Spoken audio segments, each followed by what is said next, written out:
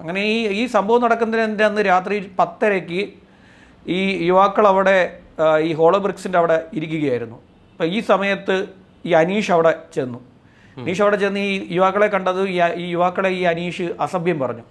അസഭ്യം പറഞ്ഞപ്പോൾ ഇവർ തിരിച്ച് പ്രതിരോധിക്കാൻ ശ്രമിക്കുന്നതിനിടെ ഈ അരുൺ എന്ന് പറഞ്ഞ യുവാവിനെ ഈ അനീഷ് കത്തി കൊണ്ട് ആക്രമിച്ചു. അതിൽ ഈ അരുണിന് പരിക്കേൽക്കുകയും ചെയ്തു.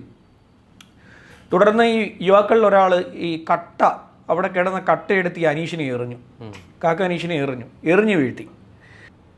വീഴ്ത്തി ഏറുകൊണ്ട് അനീഷ് തറയിൽ വീണപ്പോൾ ഈ യുവാക്കൾ 5 പേരും കൂടെ ഈ അനീഷിൻ്റെ തന്നെ കത്തി വാങ്ങി ആക്രമിച്ചു. ദേഹമാസകലം മുറിവായിരുന്നു. നെഞ്ചിൽ കുത്തേറ്റിട്ടുണ്ടായിരുന്നു, വയറ്റിൽ കുത്തേറ്റിട്ടുണ്ടായിരുന്നു. അതുപോലെ തന്നെ ഇടത് കൈയിലും കുത്തേറ്റ് വലത് കൈയുടെ തള്ളവിരൽ അറന്നുപോയി. അത് കൈയെടുത്ത് പ്രതിരോധിക്കാൻ ശ്രമിച്ചപ്പോൾ കത്തി വീശിയതായിരിക്കാം. കത്തി വീശിയപ്പോൾ ഈ പറയുന്ന കൈയുടെ സൈഡ്, തള്ളവിരലിൻ്റെ ഒരു സൈഡ് അറന്നുപോയി. അങ്ങനെയാണ് ഈ മരണം സംഭവിക്കുന്നത്. പിന്നെ ബോഡി രാവിലെ ഏകദേശം ഒരു 11 മണി വരെ ഈ ഹോളോ ബ്രിക്സിൽ തന്നെ കിടക്കുകയായിരുന്നു.